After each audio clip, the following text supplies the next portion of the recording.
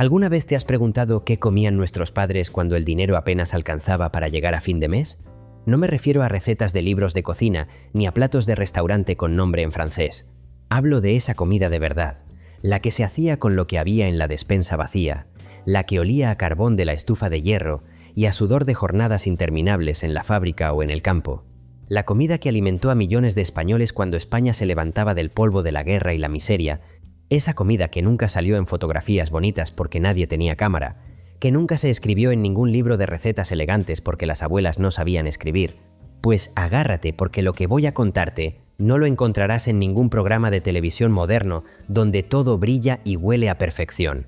Estas comidas salvaron a familias enteras del hambre real, del hambre que duele en el estómago y te hace pensar en cosas que no deberías pensar. Y hoy ni siquiera las recuerdan los que llevan delantal de chef blanco almidonado y hablan de tradiciones que nunca vivieron. Así que prepárate, porque esto va a remover algo dentro de ti que creías olvidado. El gazpacho no era esa sopa fría que te sirven en vasitos de plástico en las ferias de turismo.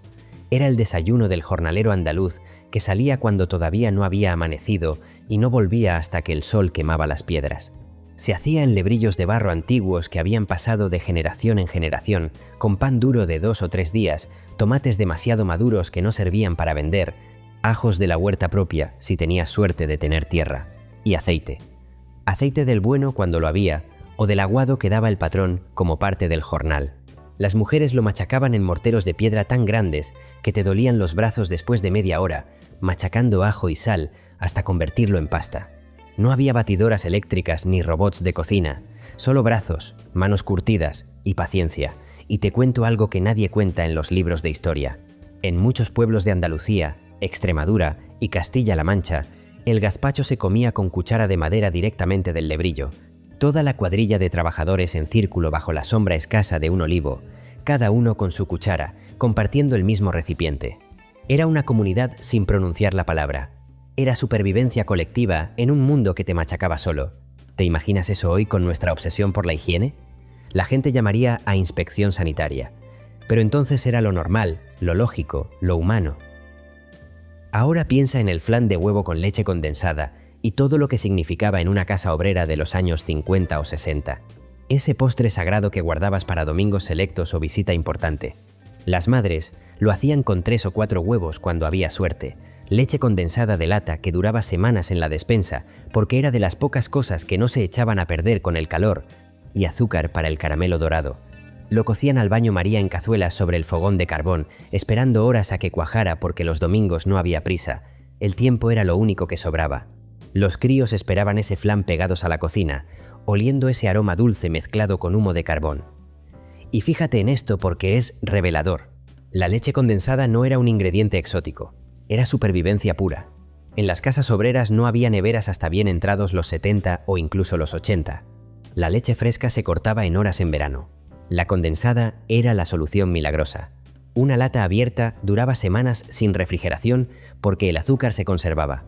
Y el flan era la excusa para usar ese tesoro líquido y dorado que comprabas cuando había dinero extra después de pagar alquiler, luz, pan, carbón y todo lo demás necesario para sobrevivir un mes más.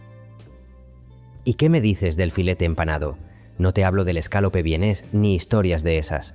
Te hablo del filete de ternera o de cerdo que comprabas el sábado en la carnicería del barrio, ese que el carnicero te vendía fino como el papel porque así cundía más.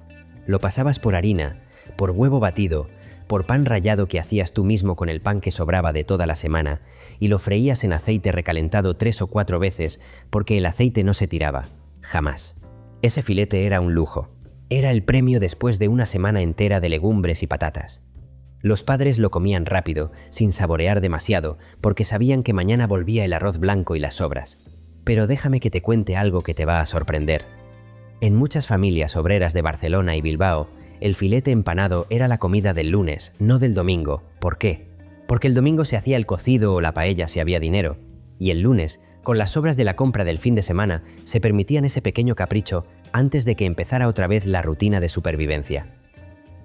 Ahora piensa en el santo remedio. La sopa de ajo era medicina, desayuno, cena y todo lo que necesitabas cuando estabas enfermo o cuando no había nada más en la despensa. Ajos fritos en aceite, pimentón que le daba ese color rojo intenso, agua, pan duro cortado en rebanadas finas y un huevo escalfado si había. Los mineros de Asturias la llevaban en fiambreras de lata cuando bajaban a los pozos. Los albañiles la tomaban a las 6 de la mañana antes de subirse a los andamios. Y aquí viene lo que nadie te cuenta. Esa sopa te salvaba del frío de invierno en casa sin calefacción. Te calentaba por dentro de una forma que ninguna estufa podía hacer. El ajo te limpiaba la sangre, te daba fuerzas. No era placebo. Era ciencia de la que sabían nuestros abuelos sin necesidad de estudios universitarios. Oye, dame tu opinión sobre esto en los comentarios. ¿Tú crees que nuestra generación sabría arreglárselas con lo que tenían los obreros de antes? Porque yo tengo mis dudas. A veces, incluso los platillos más reconocidos tenían su versión obrera. La paella, versión obrera, no tenía langostinos, ni mejillones, ni carabineros, ni fantasías de restaurantes caros.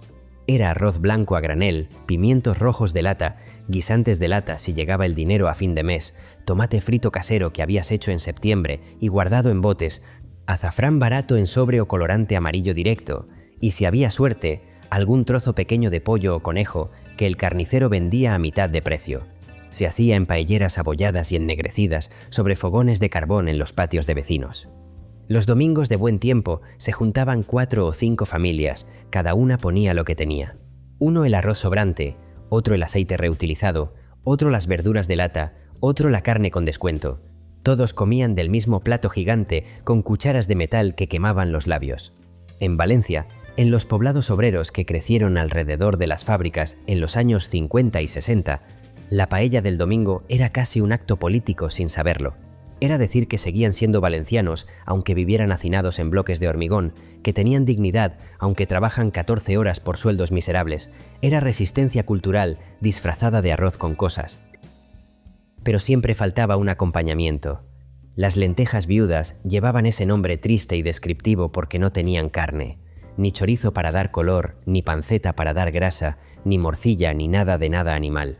Solo lentejas pardas compradas a granel, patatas cortadas en dados grandes para que pareciera que había más comida, zanahoria si había, y si el presupuesto daba para ese lujo naranja, cebolla que siempre había porque costaba 4 duros el kilo, ajo machacado, pimentón de la Vera que daba ese color rojizo intenso y hojas de laurel secas. Se hacían en ollas enormes de barro o de aluminio porque tenían que durar 3, 4 o hasta 5 días. Se comían el lunes recién hechas y calientes, el martes recalentadas y más espesas, el miércoles convertidas en puré porque ya estaban demasiado blandas de tanto hervor, y el jueves mezcladas con arroz blanco para que cundieran todavía más y alimentaran a bocas que seguían teniendo hambre. Pero escucha bien esto y grábatelo en la memoria porque es la verdad del hambre. Las lentejas viudas no eran comida de pobres porque sí, porque no había otra cosa mejor a la vista. Eran comida de listos, de gente que sabía exactamente lo que necesitaba el cuerpo para seguir funcionando. Las lentejas te daban proteínas vegetales baratas, hierro en cantidades generosas que evitaba la anemia de los obreros que trabajaban al sol, energía de larga duración para aguantar 12 horas seguidas, picando piedra en la cantera o cargando sacos en el puerto sin desmayarte. Los médicos modernos de ahora con sus títulos universitarios te dirían que es superalimento, que está lleno de nutrientes esenciales, que deberías comerlo 2 veces por semana. Los obreros de entonces no sabían nada de nutrientes ni de ciencia dietética. Solo sabían por experiencia pura que las lentejas te llenaban la barriga durante horas, te mantenían en pie cuando todo tu cuerpo pedía tumbarse a descansar y te costaban tan poco que podías comprarlas incluso en las semanas más duras del mes. Dime, ¿tú eres fan de esta comida? La ensaladilla rusa era para ocasiones especiales, bautizos, comuniones, bodas si eras invitado y tenías que llevar algo. Se hacía con patatas cocidas, zanahorias cocidas, guisantes de lata, atún de lata si llegaba el presupuesto y mayonesa. Mayonesa casera, claro, porque la de bote costaba un dineral. Las madres batían aceite y huevo con un tenedor durante media hora hasta que les dolía la muñeca, añadían un chorrito de vinagre o limón y rezaban para que no se cortara, porque si se cortaba había que empezar de nuevo y el huevo no sobraba. La ensaladilla se servía en fuentes de losa desportilladas, decorada con huevo duro cortado en rodajas y aceitunas si la familia tenía olivar o conocía a alguien que tuviera. Y aquí está el detalle que te va a dejar pensando. La ensaladilla rusa en España no tiene nada de rusa. Se llamó así porque cuando llegó a principios del siglo XX, todo lo que venía de fuera sonaba exótico y elegante. Los obreros la adoptaron, la hicieron suya, le quitaron lo caro y le pusieron lo que había. Típico español. pero el siguiente platillo era comida seria. Garbanzos que se ponían en remojo desde la noche anterior, espinacas o acelgas que crecían en cualquier esquina con algo de tierra, patata, cebolla, ajo, pimentón y, si corría el aire, un hueso de jamón que ya no tenía carne pero daba sabor. Las ollas borboteaban durante horas en cocinas llenas de humo y vapor. El olor se metía en las paredes, en la ropa, en el pelo. Todavía hoy hay gente que huele un potaje y le vienen recuerdos de la infancia que ni sabía que tenía guardados. En pueblos de Castilla y León, el potaje se hacía los jueves. Siempre los jueves. No sé por qué, nadie lo sabe. Era tradición y punto. Y te digo una cosa, ese potaje que costaba 4 duros alimentaba a familias de 8 o 10 personas. No sobraba ni una gota. Se rebañaba el plato con pan y el que pedía más sabía que estaba quitándole a otro. Dime una cosa, ¿tú sabrías hacer alguno de estos platos sin mirar internet? Déjenlo en los comentarios y suscríbete para seguir conociendo más platillos españoles del olvido. Pero siempre hay espacio para el postre. Las natillas eran el postre de los domingos cuando había para postre. Leche, yemas de huevo, azúcar, canela y maicena para espesar. Se hacían en cazos de cobre dándole vueltas sin parar con cuchara de madera para que no se pegaran. Las abuelas decían que había que remover siempre en el mismo sentido para que salieran bien. Ciencia no era, pero todas lo hacían así y todas salían perfectas. Se enfriaban en cuencos de loza y se espolvoreaban con canela molida. Los niños las comían con galletas María si había, o con pan si no había. Y este es el dato que no conoces. Las natillas se hacían con las yemas porque las claras se usaban para otras cosas, nada se desperdiciaba. Las claras iban para las torrijas, para rebozados, para merengues si había azúcar de sobra que casi nunca la había. La economía doméstica de las obreras de entonces era un máster en ingeniería de recursos. El siguiente platillo lo puedes saborear desde la memoria. El bacalao en salazón con patatas era comida de Cuaresma, de Semana Santa, de viernes porque la iglesia decía que no se podía comer carne. El bacalao venía seco como una piedra, salado hasta decir basta. Había que ponerlo en remojo 2 días, cambiándole el agua cada pocas horas. Luego se cocinaba con patatas, cebolla, ajo, pimientos, tomate y se hacía un guiso espeso que se comía con cuchara y se acompañaba con pan para mojar. En los puertos del norte, en Santander, en La Coruña, en Vigo, el bacalao era moneda corriente. Los pescadores lo traían, las familias lo compraban barato y duraba meses sin nevera. Era perfecto. Y esto es lo que flipas cuando te enteras. El bacalao que comían los obreros españoles venía de Noruega e Islandia. Cruzaba medio mundo en barcos, llegaba a España, se vendía a precio de risa, alimentaba a millones de personas y nadie se paraba a pensar en lo loco que era ese sistema. Globalización antes de que existiera la palabra. Y seguimos con otra versión obrera. Esta comida no tenía morcilla de Burgos, ni chorizo de Cantímpalos, ni carne de 3 tipos. Era garbanzos remojados desde la noche anterior, patata barata con tierra, zanahoria cuando la encontrabas a buen precio, repollo que compraban las madres el sábado por la tarde cuando los vendedores liquidaban, un hueso con algo de carne pegada si había suerte, y tocino rancio que daba grasa y sabor. Se comía en 3 vuelcos sagrados. Primero la sopa con fideos gordos, luego verduras y garbanzos, y último la carne si quedaba después de que comieran el padre y los hijos que trabajaban. Los hombres que trabajaban en las obras del Madrid de los 50 y 60 se llevaban cocido frío en tarteras de aluminio. Se sentaban en corros sobre ladrillos mientras el capataz gritaba que se dieran prisa. El cocido frío con la grasa cuajada sabe a gloria cuando llevas 5 horas cargando sacos de cemento de 50 kilos o mezclando argamasa. Y fíjate en este detalle que nadie cuenta. El cocido se convirtió en símbolo de identidad obrera precisamente porque se hacía con restos y sobras del mercado. Los vendedores de confianza te guardaban lo que no servía para clientes con dinero. Las verduras mustias, los huesos con poca carne, el tocino que olía raro, y tú lo llevabas envuelto en papel de periódico y lo convertías en comida decente para toda la familia durante 2 o 3 días. Eso era alquimia pura, magia de la necesidad. Y ahora para la cena rápida de los días malos, cuando llegabas del trabajo reventado y no había fuerzas para cocinar nada elaborado, arroz blanco hervido con agua y sal gruesa, un huevo frito encima con bordes crujientes y yema líquida, y tomate frito de lata o casero si habías hecho tandas el fin de semana con tomates de temporada. Se comía en el mismo plato hondo de loza, con cuchara grande de metal, mezclando todo hasta que quedaba una masa naranja y blanca que entraba fácil y llenaba rápido. En Cataluña, Le llamaban arroz a la cubana, aunque no tuviera nada de cubano ni nadie supiera por qué llevaba ese nombre exótico. En otras partes era simplemente la cena, no tenía nombre especial. Era lo que había cuando no había más. Y aquí va la reflexión que deberías hacerte. Este plato, que parece simple, que parece poca cosa, ha alimentado a más millones de españoles que cualquier receta de alta cocina de la historia. Es el plato más democrático que ha existido. Rico, pobre, norte, sur, ciudad, pueblo. Todo el mundo ha comido arroz con huevo y tomate alguna vez en su vida. Es memoria compartida universal. Cuéntame si tú también has comido esto. Seguro que sí. Y aquí tenemos el platillo consuelo. Era lo que hacían las madres cuando querían darte un capricho sin gastarse dinero. Arroz, leche, azúcar, cáscara de limón, canela en rama. Se cocía a fuego lento durante horas, removiendo de vez en cuando, hasta que el arroz se deshacía y la leche se espesaba. Se servía en cuencos de barro, se espolvoreaba con canela molida y se comía tibio o frío. Los críos lo tomaban de merienda. Los viejos lo comían de postre. Los enfermos lo pedían cuando no les apetecía nada más porque era suave, fácil de digerir, reconfortante. En Asturias era religión. Cada casa tenía su receta secreta. Unas le ponían más azúcar, otras menos. Unas lo hacían espeso como las gachas, otras más líquido. Pero todas, absolutamente todas, lo hacían con amor. Y esto es lo que te hace pensar. El arroz con leche costaba céntimos. Y sin embargo, daba más alegría que cualquier tarta comprada en pastelería cara. ¿Qué dice eso sobre nosotros? El guiso de ternera era el plato de celebración máxima. Boda, bautizo, santo del padre, ascenso en el trabajo, cualquier excusa valía. Se compraba medio kilo de ternera para 6 u 8 personas. Se cortaba en trozos pequeños para que pareciera más. Se guisaba con patatas, zanahorias, cebolla, vino blanco del barato, laurel, pimienta y se dejaba cocer hasta que la carne se deshacía. El olor inundaba el edificio entero. Los vecinos sabían que en ese piso había fiesta.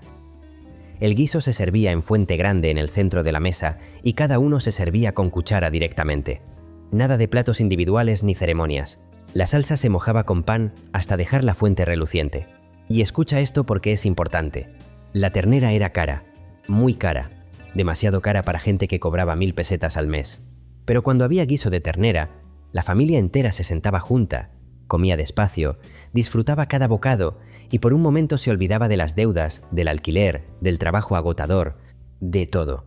Era terapia disfrazada de comida.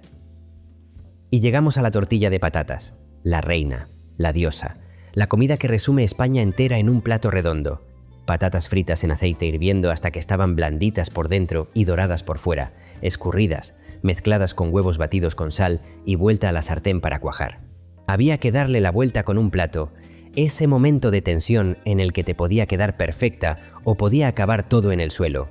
Las madres lo hacían con los ojos cerrados. Los padres lo intentaban y lo destrozaban. Los críos aprendían mirando. La tortilla de patatas se comía caliente recién hecha.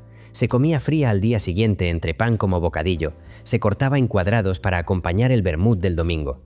Era desayuno, comida, cena y tentempié. Y te voy a decir algo que igual te molesta. La tortilla de patatas ha salvado más vidas que cualquier médico. No es broma. En la posguerra, cuando no había nada, cuando la gente se moría de hambre literalmente, una tortilla de patatas era la diferencia entre comer y no comer. Patatas había, eran baratas.